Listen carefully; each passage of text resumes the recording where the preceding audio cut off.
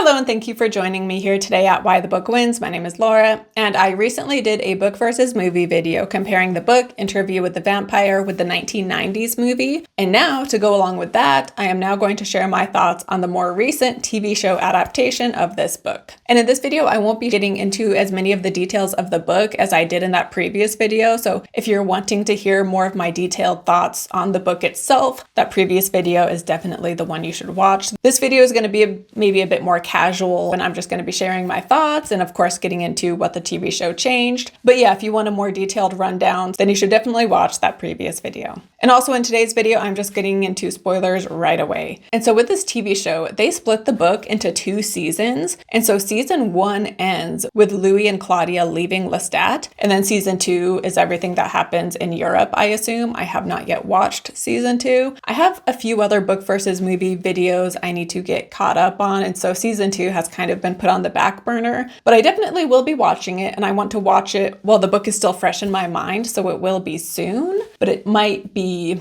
another month or so. And then also they have announced that there will be a season 3, and season 3 will be an adaptation of the second book in the Vampire Chronicles. So that airs next year, and I do plan on reading the second book and watching that show and making a video sharing my thoughts. But to get into season 1, there is a lot to get into because they made a lot of changes here. First of all, in the book, Louis was white, whereas in the show, Louis is black. And so of course, they couldn't make him a 1700s plantation owner the way he is in the book. And so instead, they have moved the year to now take place in 1910. And Louis owns like some clubs and brothels in New Orleans, and that is how he keeps his family, his mom, his brother, his sister, living well. And I just need to address the change of year and just the time span of this show, because in the book, Louis' story spans 2 centuries. And in the book, we just hear how the passage of time for vampires is very different than it is for humans. Like for a vampire, a decade can pass like in the blink of an eye. And in the book, Claudia, she does not start to feel upset about her not being able to age until she is 65 years old. So for 65 years, she's just living happy, right? And so in the book, like this might seem like a small detail, but the way vampires view time and the way things happen over such a long period, it really added to the supernatural atmosphere of the book. Because yeah, he's with Lestat for like 100 years before they go to Europe. And like I said, his whole story spans 200 years, you know? Whereas in the TV show, his first interview does take place in the 1970s. And that means at that time, Louis, he wasn't even 100 years old yet. He was probably like 90. And yeah, he's a 90-year-old who looks like a 30-year-old. But it just felt different because of that. And the fact that Claudia, she starts to wonder why she doesn't age only after a few years of being a vampire. And everything with Claudia and Lestat basically takes place over like a 50-year time span, thereabouts. And so having the time feel much more human just, again, really took away from that supernatural vibe of the book, having things span so long, you know? And so the show condensing things, again, it just made it feel more human. And so I wasn't a huge fan of that change. But speaking of the interview, I do want to talk about that too, because the interviewer's name, he doesn't have a name in the book, but his name here is Daniel Malloy. And in the show, it takes place in 2022. And Daniel Malloy, he had interviewed Louis in the 1970s in San Francisco, and this interview was referenced at different points in the show. And so it seems like the initial interview was along the lines of what we read in the book. But in 2022, Louis reaches out to Malloy again, and he's like, hey, I want to share my story with you all over again, because there were certain things, like the version I told you in the 70s wasn't the full truth, is kind of what he's implying, and that now he wants to give Malloy the full story and the full truth of it, essentially. And I thought this was a really cool way to frame the show, whereas in the book, to be honest, I did not love the interview structure of the book. It just didn't quite work for me in some ways. Whereas in the show, I think this was a great choice, and I really loved the interview structure of the show, especially with this being their second interview. I thought that was a cool spin on it. And they also use this to their advantage in a great way, because there are times where the viewer, especially I think if the viewer has read the book or seen the first movie, there's things that the viewer might critique and have issues with with. And they kind of use Malloy as the stand-in for the viewer because Malloy will call him out on certain things. And he'll be like, well, back in the 70s, that's not what you said. You said this back then. So why are you changing your story now? And so even though they are making changes to the original story, I love that they use Malloy as a way to call themselves out on the changes that they are making. But anyway, back to Louis in 1910. So the show is like the book in that Louis has a brother who is a religious zealot and thinks that he hears the voice of God. And Louis gets fed up with him in the show like he does in the book, but at the same time, he clearly loves him. And I thought the chemistry between these two actors was great. And I really loved the scene when they are dancing at their sister's wedding. And here too, like the book, the brother does commit suicide. But in the book, he committed suicide because Louis was treating him so poorly because Louis just thought he was crazy. And so he becomes very harsh with the brother. Whereas in the show, like I said, there's moments where Louis will like snap at the brother for the things he's saying and doing, but it wasn't quite the same. And his suicide felt so sudden in the show. And they're like on the roof having a really close moment, being open and vulnerable and sharing that they love each other when then he jumps off. And so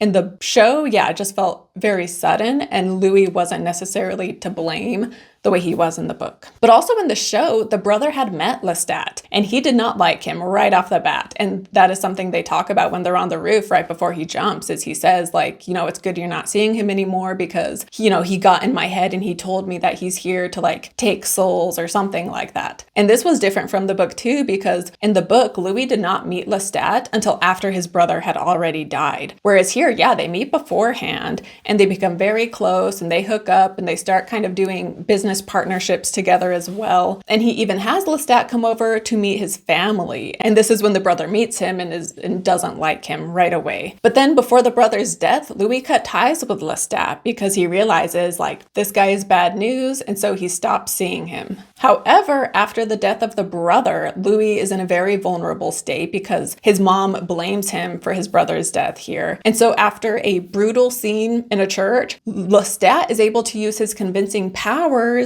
to get Louis to agree to be turned into a vampire himself. And one of the ways he is able to convince Louis is he kind of uses the racism of the time in Lestat's favor because he'll say things like, oh, like these people treat you so poorly, you deserve better, like I can give you more power, just kind of things like that. And in the show, vampires can hear humans' thoughts, but they can also hear the thoughts of other vampires, except in the situation where like the creator and the created, they cannot hear each other's thoughts. And so Lestat, he turns Louis and Claudia. And so he cannot hear either of their thoughts, but Claudia and Louis can hear each other's thoughts. And this was not in the book either. In the book, the only vampire who had telepathic powers was Armand. And in the show, Louis and Lestat being gay is very explicit, like there's no questioning of that. Whereas in the book, those gay elements were a bit more subtle. And granted, it could be because it was written in the 70s and then even the movie was made in the 90s. And so again, it had to be a bit more subtle. Whereas in the show, it's very,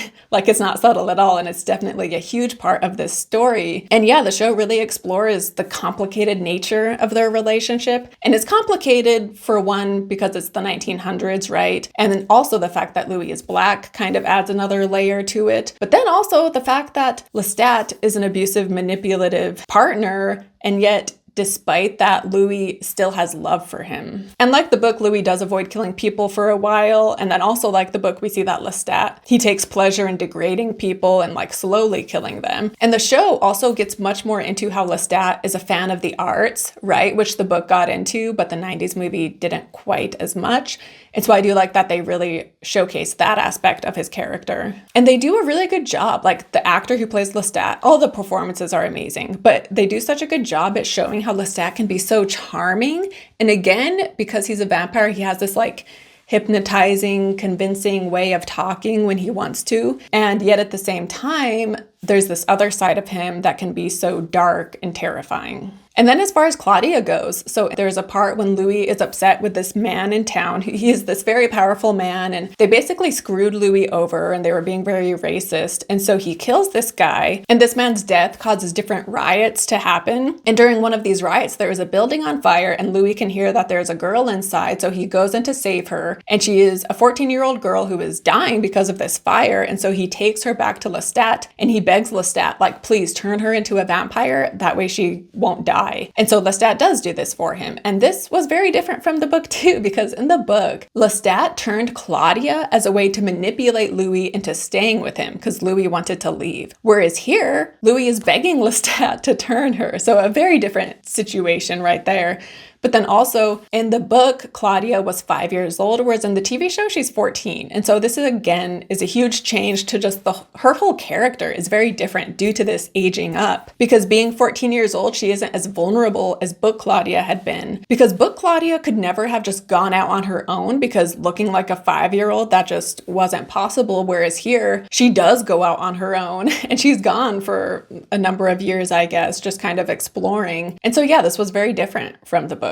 But also there's a part in the show when she is dating this guy. I don't know how old he is. He's like a young adult, I guess. And she's interested in him. And he says something how like, oh, I mean, like, how old are you though? You're probably too young for me. And she is physically a 14-year-old, but at this point she's a bit older. Like she's probably 18 or 19. But this part kind of took me out of the moment because I'm like, this is the early 1900s, like this was 1915 or 1917, like 14 wouldn't have seemed too young at that time, right? And so him being like, you seem too young for me, I wasn't really buying that. I don't think he would have thought that at the time. But that's just kind of a nitpick. But anyway, so at one point she does leave Louis and Lestat to live on her own, and this causes Louis to be very depressed. But then she returns, however, she wants to leave yet again. Because like the book, she just really dislikes Lestat, and so she wants to leave. But then Lestat stops her from leaving. She's trying to take a train, and so he comes on the train and takes her back. And the reason he won't let her leave is because he's like, Louis gets too depressed when you're gone, and I don't want him to be depressed, so I'm forcing you to return. And this scene when he comes to get her off the train was another moment where it almost felt like a horror movie because Lestat, again, he was just like so terrifying in this scene.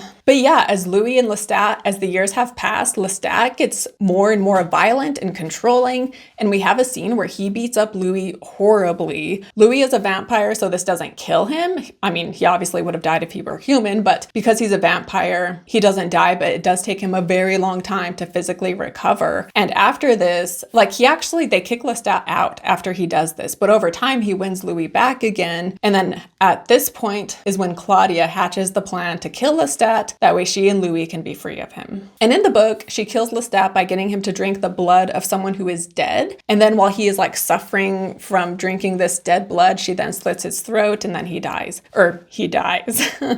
Whereas in the show, they make it a bit more elaborate because Claudia has this plan to throw a Mardi Gras party, and they're going to keep a select number of humans after, and then they're going to kill these humans. And so that is the plan. And there are a pair of twins that the audience assumes Claudia is going to poison, and they will be the ones that, their blood will kill Lestat. However, turns out Lestat had been spying on her through Antoinette. She is unique to the show. It is a woman Lestat had been sleeping with, and he turns her into a vampire. That way she can hear the thoughts of Claudia and Louis. So she had been following them, and she knew what they were talking about and how Claudia was going to poison these twins. And so she is able to tell this to Lestat. However, Claudia knew she was being followed, and she was always one step ahead of Lestat, and she led them to believe she poisoned the twins when really she had poisoned someone else. And so Lestat does drink this blood, which causes him to have a reaction. And then in the show, it is actually Louis who then slits Lestat's throat. But after all of this, in their home in New Orleans, they have like this huge furnace thing for bodies. And so they burn all of the bodies except for Lestat's.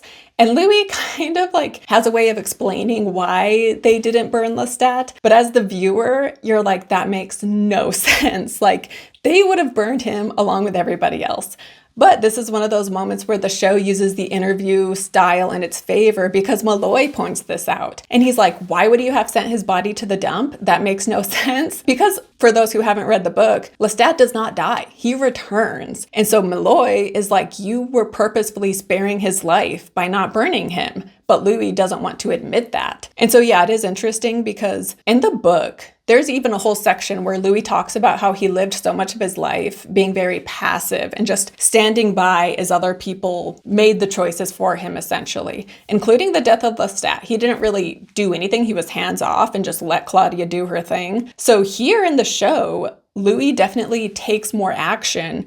And so it's interesting because he is the one who slits Lestat's throat, and yet he is also the one who refuses to burn the body. And so these conflicting choices also represent his conflicting emotions towards Lestat. But yeah, in the show, at this point, we don't straight up know that Lestat survived, but it is heavily implied, which again, in the book, he had survived as well. And so yeah, this is basically the end of season 1. But when we return to current day 2022, a reveal that is told to us is that there is this man who is like the assistant slash servant to Louis, and we have assumed he is human. But at the end, we find out that not only is he a vampire, but he is Armand, who is a key vampire in the second half of the book. And I thought this was an interesting change, like the fact that Armand is willing to pretend to be Louis's assistant, I thought was kind of an interesting dynamic, but I guess they'll explore that more in season 2, obviously. But something I did like is that in the show, Armand, he is a 500-year-old vampire, and Malloy sees him in the sun. And so he's like, wait, what? If you're a vampire, how can you be in the sun? And we find out that because Armand is so old and so powerful, the sun does not impact him the same way. And this is true to Dracula, because in Dracula, he can be in the sun. His powers are weakened, but he can be in the sun and not die. And so I did like that in the show, they're kind of bringing in some of that original vampire lore in that sense. But also some other things I wanted to mention, that in the current 2022 Louis, he no longer kills people, and we see that he instead will feed on animals, or like the different servants he has around where he lives, they will offer themselves up and voluntarily let him drink from them, and he does not drink them till they die though. So he kind of filters through these different people in order to drink from them so he can live without killing people. But we get a scene where he drinks from Armand, and they do this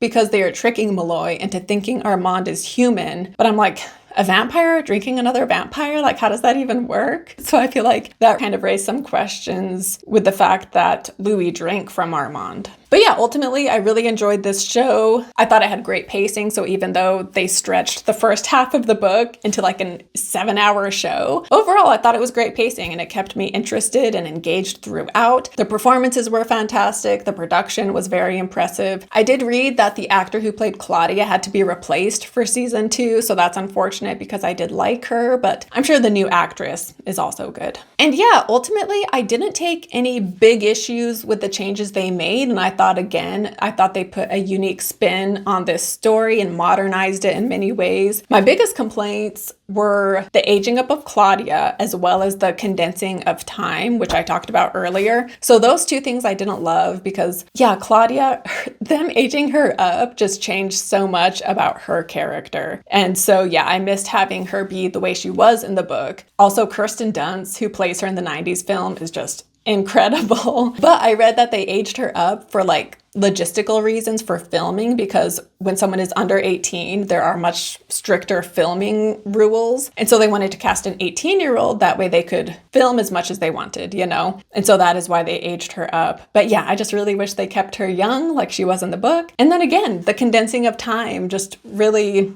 took away again from that supernatural vibe that I felt in the book. And yeah, I also didn't quite touch on it, but them changing the race of Louis and Claudia, because they are both Black in the show, I was all on board for that. I thought it led for some really interesting changes that they had to make, and then also just some really interesting commentary. And so I think that change worked really well. My only complaint being that they had to change the year because of that. But also another change I forgot to mention is that in the show, Lestat is 200 years old, whereas in the book, he had not been much older than Louis. And so that also really changes the dynamic with their relationship, because in the book, he and Lestat were much more of equals in many ways. And Lestat also wasn't rich. Like, he relied on Louis to build up their fortune. Whereas in the show, Lestat, he's 200 years old. He's very smart. He's very wealthy. And so in so many ways, like, he is far more powerful and far more in control of everything than Louis is. And so their dynamic is very different. But yeah, I guess that is all of my thoughts on season 1 of Interview with the Vampire. Definitely share what you think of the show down below in the comments. Let me know what you think of the changes they made. And don't forget to like and subscribe, and I will see you next time. Bye.